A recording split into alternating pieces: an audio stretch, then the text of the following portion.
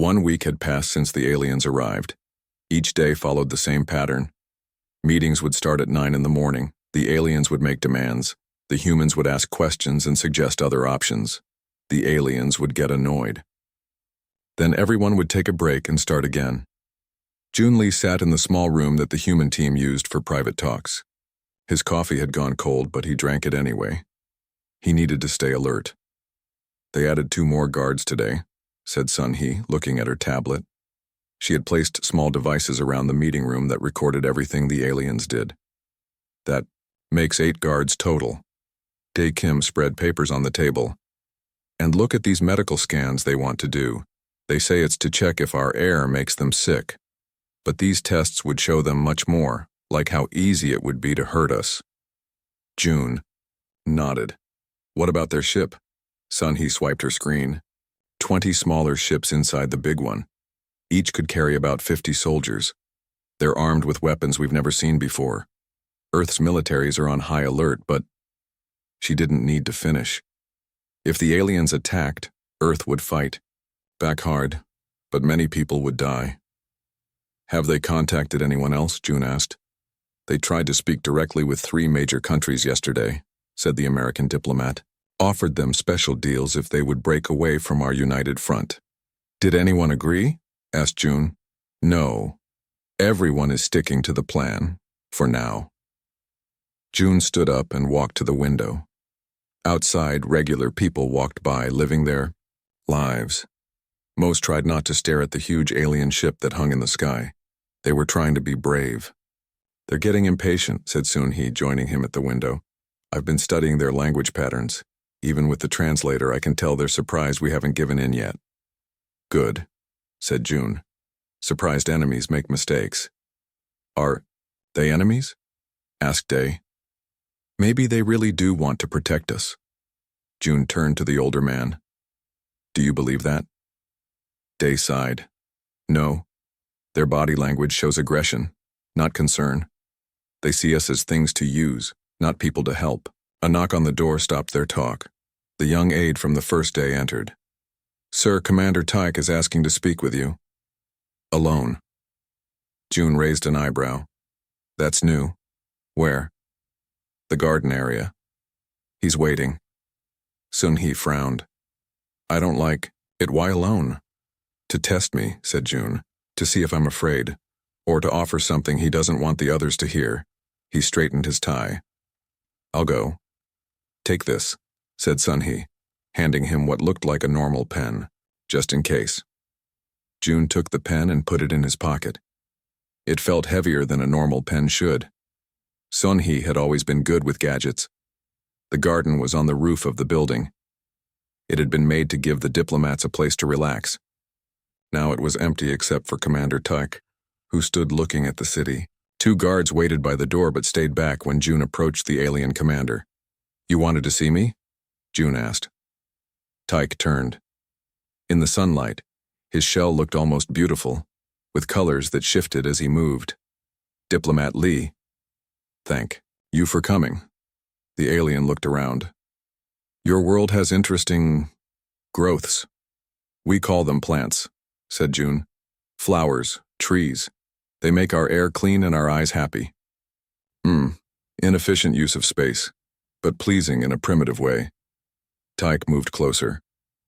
"I asked you here to speak honestly, away from the others." "I am always honest," said June. "Perhaps, but your team keeps asking for things that cannot happen. Equal partnership. Keeping your military forces. These are not possible." June kept his face calm. "Why not? If the Confederation truly wants peace, why does Earth need to give up its ability to defend itself?" Tyke made the sound that might be laughter. "Because that is how it works, human. Strong species protect weak ones. Weak ones provide resources and obey. This is the natural order." "On Earth," said June carefully, "we have moved beyond such thinking. Strong nations work with weaker ones as equals. It's better for everyone." "Foolish," said Tyke, "but expected from a young species." He moved even closer, towering over June. "I will be direct. The full Confederation fleet arrives in 2 weeks. When it does, Earth will join us one way or another. These talks are a courtesy, not a real choice. June felt a chill, but his face showed nothing. I see. And you're telling me this because you seem smarter than the others. I offer you a chance to save many lives. Convince your team to accept our terms. For those who help us, there are rewards, power, wealth, safety for their families. Now June understood. Tyke was trying to bribe him, to make him betray his own people. That's very interesting, said June, his voice even. I will consider your words carefully. Good, said Tyke. You have 3 days to show progress, or we will speak to your world leaders directly. They may be more realistic than diplomats.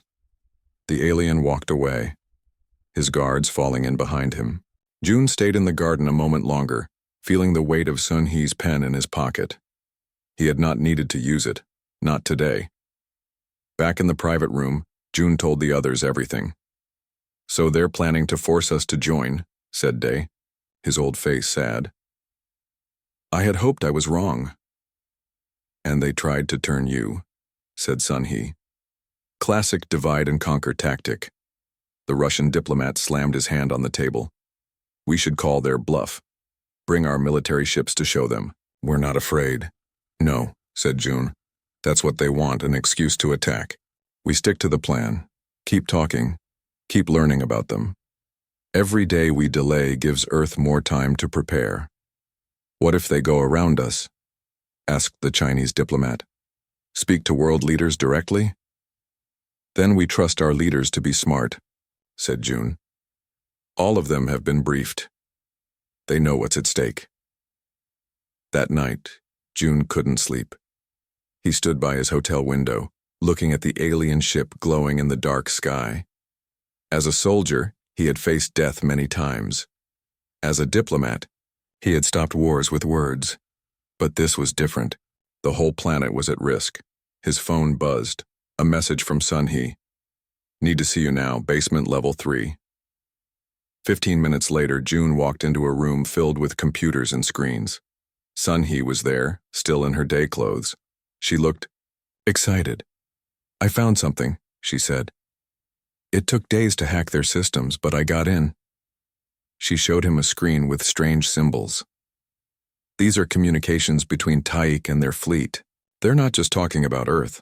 They've done this before to at least 12 other planets. What happened to those planets? Asked June. Sun He's face grew serious. The ones that joined peacefully became mining colonies. The ones that fought. She paused. They were attacked. Millions died. But something else is interesting. The reports show the aliens were surprised by how hard some planets fought back. They lost ships, took damage. So they're not unbeatable, said June. No, they're strong, but they can be hurt. Soon he pointed to another screen. And look at these medical scans. I think Day was right. They evolved from hive insects. They have weak points in their shells, here and here. June studied the images carefully, memorizing them. Good work. Can they tell you've been in their system? No, I was careful. Keep watching. Find anything that might help us. June turned to leave, then stopped. And Sun He, thank you for the pen. What does it do? She smiled, a rare, full smile. Better you don't know yet, but keep it close. The next morning, June walked into the meeting room with new knowledge and new purpose. The aliens had shown their true plans. Now it was Earth's turn to play the game better. Commander Take nodded to him as he sat down. Have you thought about our talk, Diplomat Lee? I have, said June, with a polite smile. I think we need to discuss the terms of our friendship more deeply. Tell me more about how the Confederation helps its new members grow. He didn't believe a word of it, but he would keep the aliens talking. Every day they talked was another day Earth prepared. And if the aliens wanted to see humans as weak and easy to fool, June would let them think that. For now. The large ship broke through Earth's clouds on a Tuesday morning. It was 3 times bigger than any human spacecraft. Silver and smooth, it hovered over the United Nations building in New York. Screens around the world showed the same image. People stopped in streets to watch. Some ran, some prayed, but most just stared at the sky in wonder. Jun Lee was not watching the sky.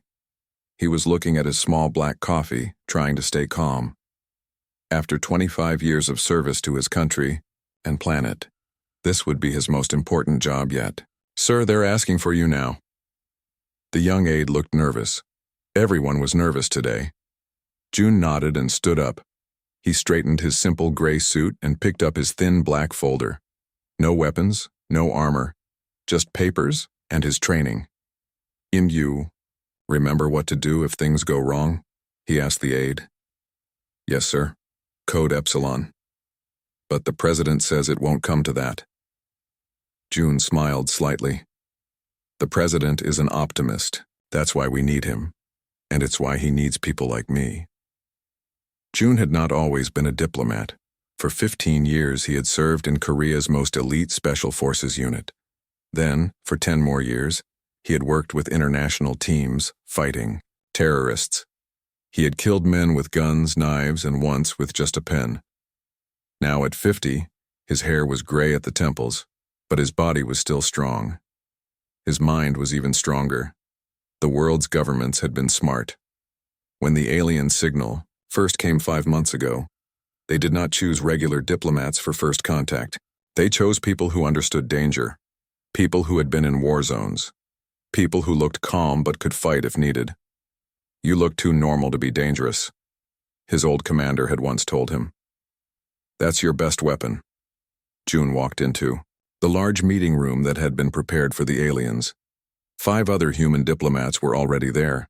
Sun-hee Park, a woman in her 40s who had once been Korea's top spy in 3 different countries, nodded to him. Dae Kim, an older man who had studied alien life forms for 30 years before anyone knew aliens existed, gave him a small smile. The American, Russian, and Chinese representatives completed the human team. All former military, all calm under pressure, all looking like simple government workers in plain suits. "They're coming down now," said the American, checking her watch. Their message said 6 representatives. The ceiling opened, a platform lowered, carrying the alien delegation. Jun's first thought was tall, very tall. The aliens stood nearly 7 feet high.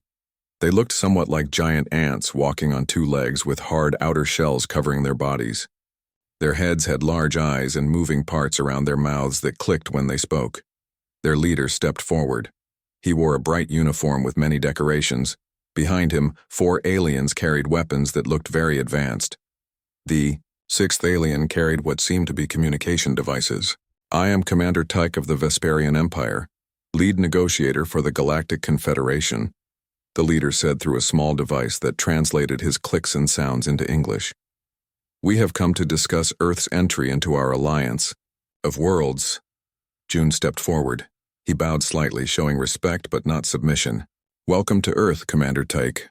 I am Senior Diplomat Jun Lee, speaking for the United Earth Council. We are honored by your visit and look forward to peaceful talks." The alien's head tilted, studying Jun with large, shiny eyes. "You come, unarmed, to meet unknown beings from space, either very brave or very foolish." Jun smiled politely. "On Earth, bringing weapons to a first meeting would suggest fear or aggression. We prefer to begin with trust." The alien made a sound that the translator didn't catch. It might have been laughter. "Interesting," Tyke said. "Most species we contact are more cautious." "Perhaps they had reasons to be," said Sun-hee from behind Jun, her voice friendly but her eyes sharp. The alien commander's attention moved to her. "Indeed, the galaxy is not always safe. That is why the Confederation exists, to bring order and protection to all developing worlds." Dae Kim, the oldest human in the room, spoke next. "We look forward to learning about this Confederation. How many species belong to it?" 57 at present," replied Tyke. "Many joined after understanding the benefits of our protection. Others required more convincing."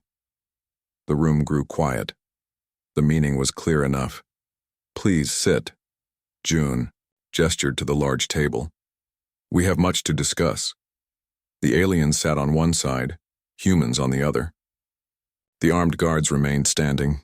June noticed how their weapons, though lowered, stayed ready. We have prepared information about Earth, June began, opening his folder. Our cultures, governments, resources. That won't be necessary, interrupted Tyke. Our scans from orbit have told us what we need to know. Your world is rich in resources but divided into nations. Your technology is primitive compared to ours. You have nuclear weapons but have not mastered faster-than-light travel. You are precisely the type of world the Confederation was created to guide. June kept his face neutral, but he didn't like the commander's tone. It reminded him of how powerful countries spoke to weaker ones. He had heard such tones before, in war rooms and hostage situations. Even so, June replied calmly, we believe understanding goes both ways. We wish to learn about you as you learn about us. Tyke's mandibles clicked rapidly. As you wish. The standard process begins with a protection agreement. The Confederation will station ships around your planet. Your militaries will be reduced to internal security forces only. Your resources will support the Confederation fleet in return for our protection. The American diplomat leaned forward. Protection from what exactly? The galaxy has predators, said Tech. Species that do not join our peaceful Confederation. They would see your planet as easy prey. How convenient, murmured Sun-Hee, just loud enough to be heard. Tyke's head snapped toward her. You doubt the dangers of space? Not at all, she said with a smile. I'm merely noting that you describe a problem for which you are the only solution. Tension filled the room. The alien guards shifted their stance slightly. June caught Day's eye. The older man had noticed too. Perhaps, June said, breaking the tension, we could start with cultural exchange rather than military arrangements. Earth has many beautiful traditions we could share. Tyek seemed to consider this. Cultural matters are secondary. Security comes first. But very well. We will allow time for your species to adjust to reality. 3 of your weeks should be sufficient for negotiations. And if we decide not to join this confederation? Asked the Russian diplomat. Tyke's translator was silent for a moment. Then, that option is rarely chosen. Those who select it often regret their decision. June smiled politely, the same smile he had given to terrorists and dictators before. We understand. Then let us use these 3 weeks wisely. The first meeting continued for hours. The aliens described their confederation in grand terms. June noticed they never showed images of other worlds that had joined. They spoke of protection, not partnership. Their guards never relaxed. When the meeting ended, Tyke approached June directly. Your species shows unusual composure, the alien said. Most are more impressed by our first appearance. Earth has a long history of meeting new peoples, June replied. Sometimes those meetings went well, sometimes not. We have learned to wait and see which type of meeting this will be. Tyke's mandibles clicked slowly. Wise. But remember, Diplomat Lee, the Confederation has never failed to bring a viable world under its protection. As the aliens left, June caught Sun-Hee's eye. She gave a tiny headshake. She didn't trust them either. Later, in a secure room deep beneath the building, the human team gathered. They're lying about something, said Day. Their biology suggests they evolved as hive predators. Their society is likely military at its core, not diplomatic. They scanned us during the meeting, added Sun-Hee. My sensors detected it. They're looking for weaknesses. June nodded. We proceed as planned, appear cooperative, learn everything we can, prepare for all outcomes. The American diplomat sighed. They're not here for friendship, are they? No, said June, thinking of all the conflicts he had seen. They're here for submission. They just don't know yet that humans are bad at submitting. Outside, the alien ship hovered in the night sky, its lights bright against the darkness. 3 weeks to decide Earth's fate. June would make each day count. 2 weeks had passed since the aliens came to Earth. The talks were not going well. Each day, Commander Tate grew more annoyed. Each day, more alien guards came into the meeting room. Now there were 12 tall, armed aliens standing behind the 6 alien diplomats. They wanted to look scary. It was working. "We are running out of time," said Tech on the morning of the 23rd day. His voice sounded angry even through the translator. "Your responses are not acceptable." Jun Lee sat calmly at the table, his hands folded in front of him. "We simply want to make sure we understand everything before we agree to anything. That's how Earth diplomacy works." "Your Earth ways are inefficient," said Tyke. "Today we will resolve this matter." He looked at the human team with his large, dark eyes. "The ships of the Confederation are almost here. It is time for Earth to show wisdom." Sun Hee Park shifted in her seat, catching Jun's eye. She passed him a small note under the table. It said, "More ships detected. At least 30. They're hiding behind your moon." Jun's face didn't change, but inside he felt his soldier's instincts wake up. The aliens were planning something. He pressed a small button on his watch twice, a silent signal to Earth's military leaders. "Be ready." "We have prepared our response," Jun said, opening his folder. "Earth proposes a friendship agreement. We will trade with the Confederation. We will share knowledge. We will meet regularly to discuss." "Stop," said Tyke, standing up suddenly. "This is not acceptable. We do not need more talk. We need your answer to our terms." Dae Kim, the oldest human diplomat, spoke up. "Commander, friendship must be built on respect. Your terms ask us to give up too much and get too little in return." The alien commander made an angry clicking sound. "You mistake this situation. Humans, we are not asking. We are telling you how things will be." The room got very quiet. The other alien diplomats looked at each other. The guards stood straighter, their weapons now clearly ready to use. Tyke touched a small device on his arm. A large screen appeared on the wall, showing a map of Earth with many red dots on it. "These are your largest cities," said Tyke. "Our ships are in position above each one. If you do not sign our agreement now, we will show you what happens to worlds that refuse the Confederation's protection." The American diplomat stood up. "That's a threat. You're threatening Earth." "I am stating facts," said Tyke. "The Confederation brings order to chaos. Those who resist order must be taught its value." Jun remained seated, his face calm, but his mind was working fast. He had been in many dangerous situations before. The key was to stay calm and look for a way out. "Commander Tyke," he said in a polite voice, "surely there is no need for threats between friends. Perhaps we should take a short break. 10 minutes to calm ourselves and think more clearly." "There will be no more breaks," said Tyke. He made a signal to his guards. 3 of them moved to block the doors. Another approached the human side of the table with what looked like restraints in his hands. "You will sign now, or your people will suffer." Sun Hee looked at Jun. Her hand was near her pocket where she kept her own special pen. Dee had gone very still, watching the aliens with careful eyes. The other human diplomats were tense, but ready. Jun tried once more. "Commander, please reconsider this approach. Earth wants peace, but we cannot be forced into friendship." Tyke's translator made a harsh sound. "Your time is up, human. Sign the agreement or watch your cities burn." At that moment, one of the alien guards spoke rapidly to Tyke. The commander looked at a small device in his hand, then at Jun with new suspicion. "Our ships detect high energy readings from your military bases," said Tyke. "You have activated weapons systems. You were planning to resist all along." "We were planning to defend ourselves if needed," said Jun, standing up slowly.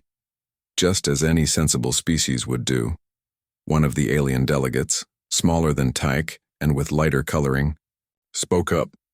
"Commander, perhaps we should return to our ship and reconsider. The Confederation's rules say we must try all peaceful options first." "Silence," Tyke snapped at him. "These humans have wasted our time. They never intended to join willingly." He turned to the guard with the restraints. "Secure them. They will come to our ship as hostages." The guard moved toward Jun. Sun Hee tensed, ready to act. The other human diplomats watched Jun, waiting for his signal. Jun looked at Tyke. "This is your final decision?" You choose force over friendship? I choose efficiency over your endless talking, said Tyke. The Confederation needs Earth's resources, not its approval. And there it was, the truth at last. June nodded slightly, and then sighed. Then I'm afraid talks have broken down. He reached into his pocket and took out the special pen Sun He had given him. It looked ordinary. It wasn't. The alien guard was now just 2 steps away. Hands empty, human, he said through his translator. Of course, said June. Then he clicked the pen twice. Nothing seemed to happen for a moment. The aliens didn't react. But June knew what the pen had done. It had sent out an electromagnetic pulse that affected only the aliens' technology. Their translators would be the first to fail. Then their communication devices. Then, if Sun He had done her job right, their weapons. Tyke said something, but his translator didn't work anymore. It came out as clicks and strange sounds. He looked at his device in confusion, then at his guards. He shouted orders in his own language. One of the guards tried to raise his weapon. He pressed the trigger. Nothing happened. Now Tyke understood. He roared something at June, his mandibles clicking rapidly in rage. June smiled for the first time. I'm sorry, Commander, I can't understand you without your translator. The guard with the restraints lunged at June, trying to grab him. June moved with the speed and skill from his years as a soldier. He twisted away from the alien's reach, then struck back, hitting the exact spot where Sun He's research had shown a weakness in the alien armor. The guard dropped, making strange, gurgling sounds. Chaos broke out in the room. The alien diplomats backed away. The guards all tried to attack at once, but the human diplomats were not the easy targets they appeared to be. Sun He moved like a dancer, fast and precise. She had disabled 2 guards before they even reached her, using a small device that sent electrical shocks through their armor. Day, despite his age, knew exactly where to strike. His knowledge of alien biology made each of his movements count. The American, Russian, and Chinese diplomats had their own special skills. They moved as a team, protecting each other and taking down the alien guards one by one. June faced Tyke directly. The alien commander was larger and stronger, but June was faster and knew where to hit. When Tyke swung at him, June ducked under the blow and struck at the joint where the commander's arm met his body. Tyke howled in pain. In less than 2 minutes, all the alien guards were down. The alien diplomats cowered against the wall, shocked at how quickly things had changed. June looked around the room. None of the humans were badly hurt. The aliens were either unconscious or unable to fight. Tyke was still standing, holding his injured arm. He stared at June with hatred and confusion. June straightened his tie, which had come loose during the fight. He spoke clearly and calmly. Commander Tyke, it seems there has been a misunderstanding. You thought human diplomats were defenseless. That was a mistake. He picked up Tyke's translator, which was now working again. Now let's discuss those terms one more time. But this time, we'll be honest with each other. Tyke's eyes narrowed. This changes nothing. Our ships will destroy your cities. Sun He looked up from a small device she was holding. No, they won't. Your ships are getting confusing orders right now. Some are being told to leave. Some are being told to attack each other. It's amazing what you can do when you break into someone's communication system. For the first time, fear showed in Tyke's eyes. Impossible. You're just primitive humans. June stepped closer to the alien commander. That was your second mistake. Now we have about 8 minutes before your fleet realizes something is wrong. Shall we renegotiate? Or would you prefer to see how Earth really defends itself? Commander Tyke stood in the middle of the meeting room, his arm hanging awkwardly at his side where June had struck him. Around him, his guards lay on the floor, some moving weakly, others completely still. The alien diplomats huddled in a corner, their eyes wide with fear and confusion. 6 minutes left, said Sun He, looking at her device. Their ships will figure out the fake orders soon. June walked calmly to the main table and sat down. He straightened his papers as if this were just another meeting. Sit down, Commander. Let's talk like reasonable beings. You tricked us. hissed Tayek, still standing. You pretended to be weak. No, said June. We never said we were weak. You assumed it. There's a difference. The smallest alien diplomat stepped forward. Commander, we should listen to them. The situation has changed. Silence, Krell, Tayek snapped. Nothing has changed. Our fleet will destroy their cities once they realize the false signals. 5 minutes, said Sun-Hee. June looked at the alien called Krell. You suggested peaceful options earlier. Perhaps you should speak now, while your commander considers his choices. Krell came closer to the table, nervous but determined. The Confederation does not authorize attacks on species capable of organized resistance. It's against our rules. Tayek made an angry sound. Rules are for the weak. Results are what matter. 4 minutes, said Sun-Hee. Dae Kim, who had been checking the fallen guards to make sure none were badly hurt, joined them at the table. Your Confederation has rules for a reason. If you break them, what makes you better than the predator species you claim to protect others from? Tayek didn't answer. He was watching June with hateful eyes. 3 minutes, said Sun-Hee. June's watch beeped softly. He looked at it, then at the human team. Earth's defense systems are fully active. All military forces are on high alert. He turned to Tayek. If your ships attack, they will meet resistance. Many will die on both sides. Is that what you want? You cannot win, said Tayek, but his voice sounded less certain. Maybe not, agreed June, but we will fight. Hard. And your report will say you started a war that the Confederation did not approve. Krell moved closer to Tayek. Commander, we should contact the Council. Tell them what happened. Get new orders. 2 minutes, said Sun-Hee. Pshastir, American diplomat, spoke up. Commander Tayek, Earth is willing to join your Confederation, but as equals, not slaves.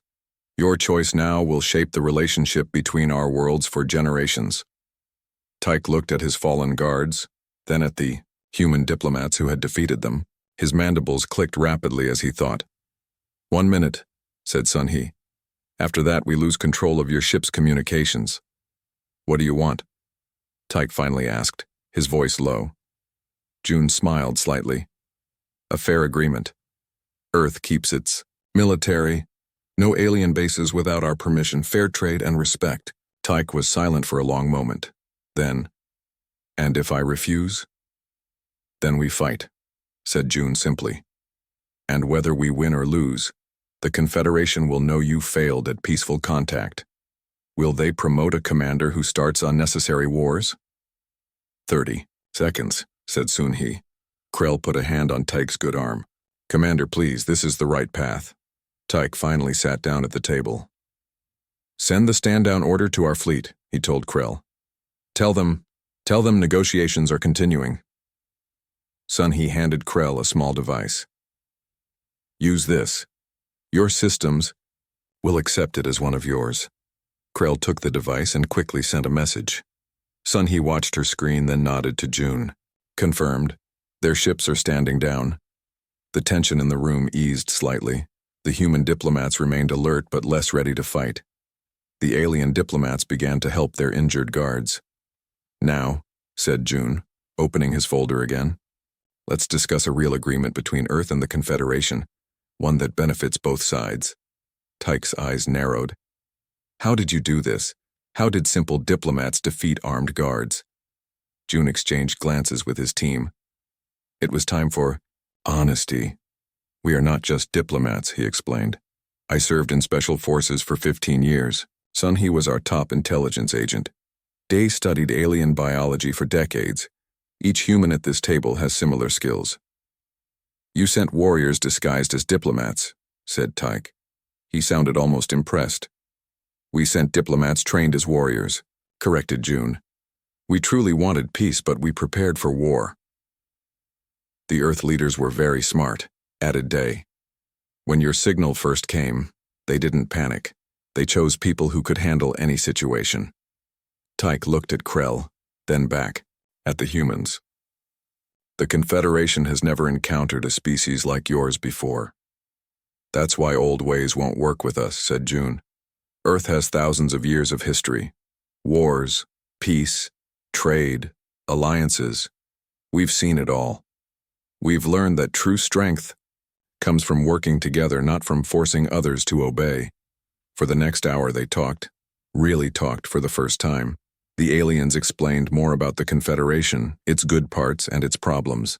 The humans shared Earth's history of conflicts and cooperation. As they talked, the injured guards were treated by both human and alien medics. No one had been killed. There would be no blood debt between their species. "I still don't understand how you defeated our technology," said Tayek, who seemed less angry now. "Our systems are far advanced from yours." Sun-Hee smiled a little. Advanced doesn't always mean better. Complex systems have more ways to fail. Simple systems can be more reliable. And, added June, we had 3 weeks to study your technology while you thought we were just talking. "I underestimated your species," admitted Tyke. "A serious error. One we can move past," said June. "The question is, what happens now?" Krell, who had been talking with the other alien diplomats, spoke up. "We propose a new kind of agreement with Earth.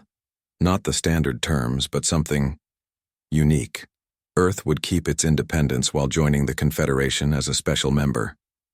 "We're listening," said June. "Your military would remain under your control. You would have a voice in Confederation decisions.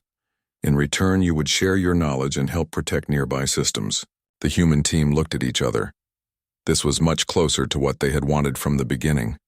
"And Commander Tayek?" asked June. "Does he agree to this?" All eyes turned to Tayek.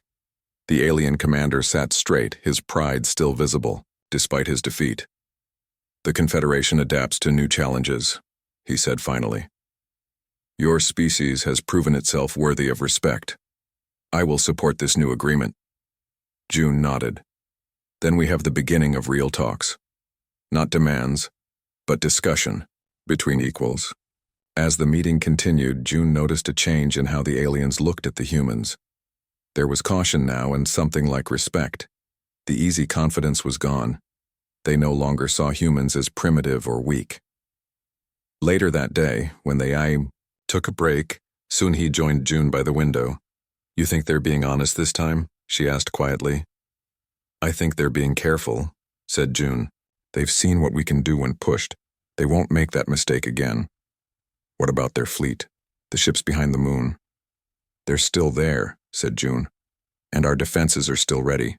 Trust but verify. That's how peace works." Day joined them, his old face looking tired but pleased. "Did you see how Tyke speaks to us now? No more talking down.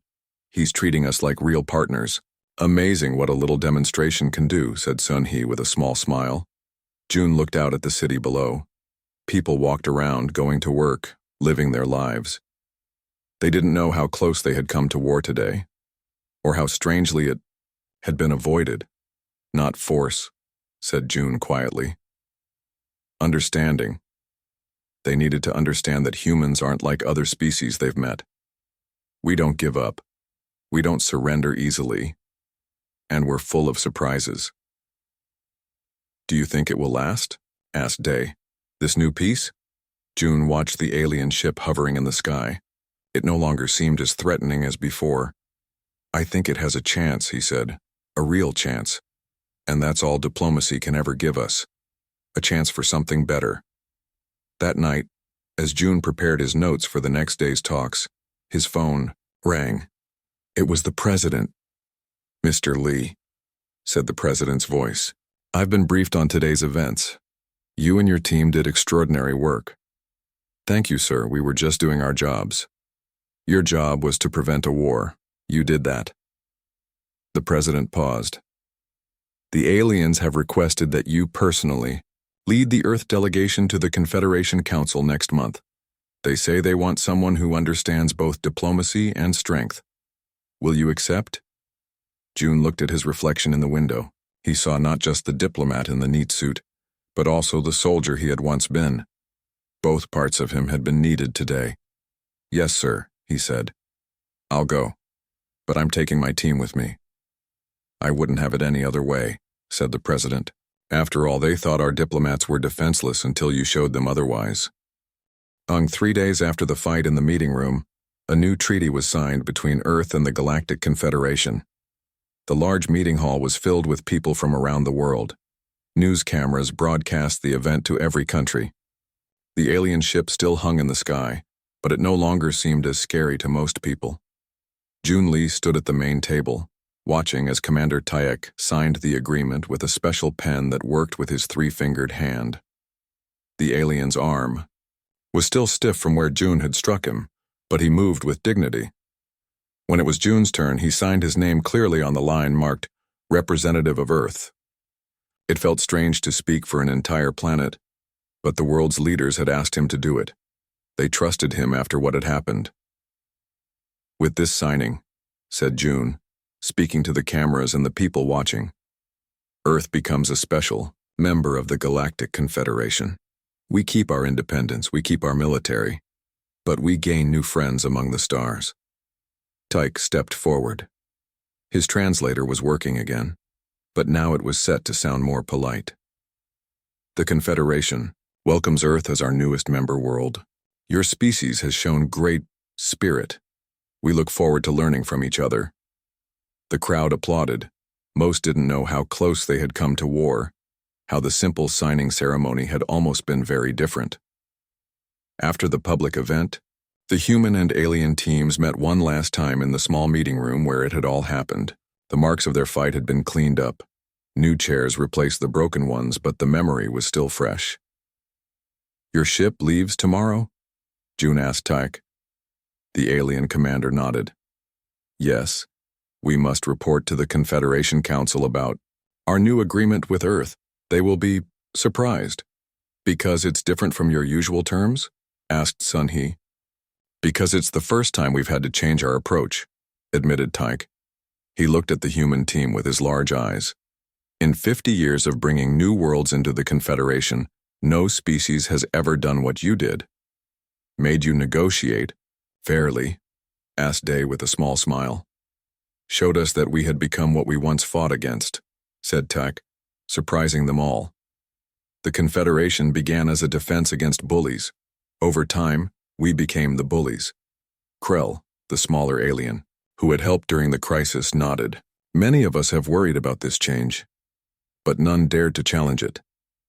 You showed us that our old ways must adapt. Jun hadn't expected this kind of honesty from the aliens.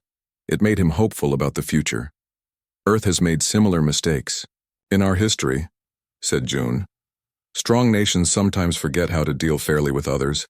It takes courage to change, and sometimes a good fight, added the Russian diplomat with a laugh. Everyone smiled at that, even the aliens in their own strange way. The Council has asked that an Earth delegation come to our central world, said Taek. They wish to meet the species that fought diplomats with diplomats. When would this happen? Asked Jun. In one of your months. A ship will come for you. Jun looked at his team. We'll be ready. The same team? The Council specifically asked for the humans who defeated our guards, said Taek. His voice held a mix of annoyance and respect. Your reputation has already spread through Confederation space. Later, as the meeting ended, Krell approached Jun privately. May I speak with you, Diplomat Lee? Of course. The small alien seemed nervous. I wanted to thank you for listening when I spoke up during the crisis. Many would have ignored me.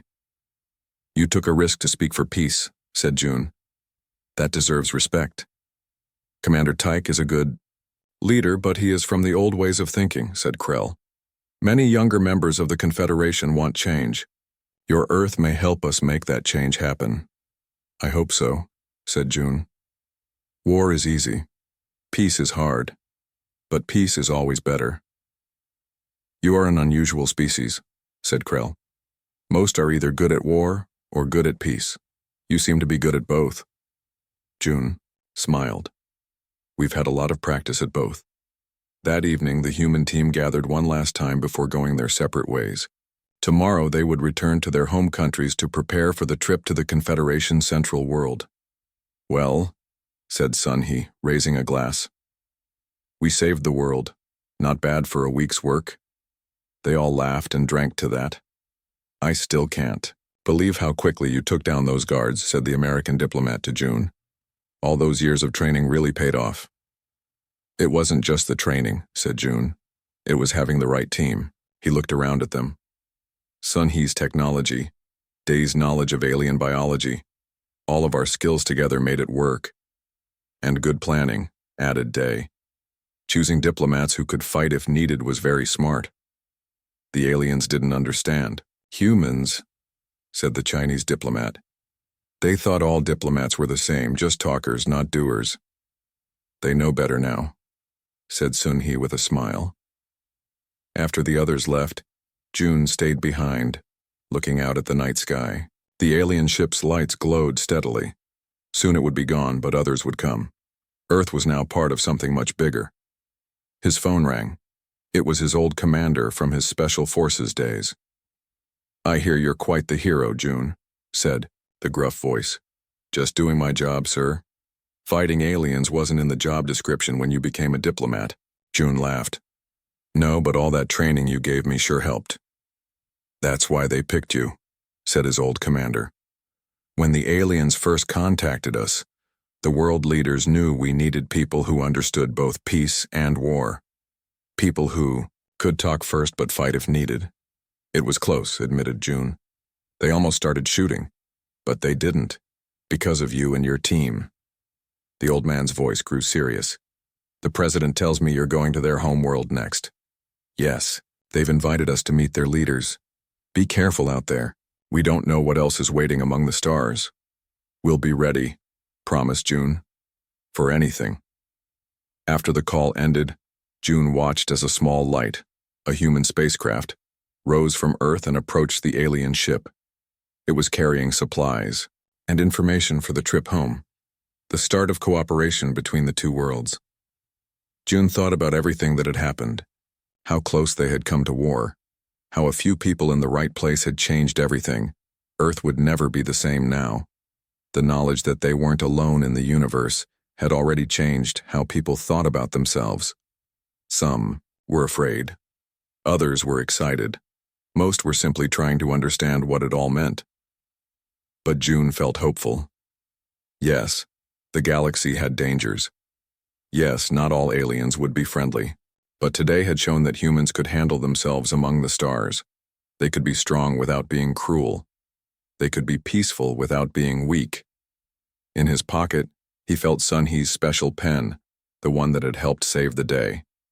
She had let him keep it as a reminder, a simple thing that looked harmless but wasn't, like humanity itself. The next morning, June packed his bags for the trip home. In a month, he would leave Earth for the first time, traveling to alien worlds that humans had only dreamed about. There would be new challenges, new dangers, but also new friends and new knowledge. As he looked at the alien ship one last time, June smiled. Commander Tyke and his people had made a serious mistake when they came to Earth. They had judged humans by their appearance. They had seen diplomats in suits and thought they were dealing with weak, defenseless people who would give in easily. They knew better now. They had learned an important lesson about humans. Never assume, never underestimate, and never ever threaten a planet that had turned its warriors into diplomats, but hadn't forgotten how to fight. Across the galaxy, the story was already spreading. The tale of Earth, where diplomats were not what they seemed and where peace was offered with one hand while the other remained ready for battle. They called it human diplomacy, and it was changing everything.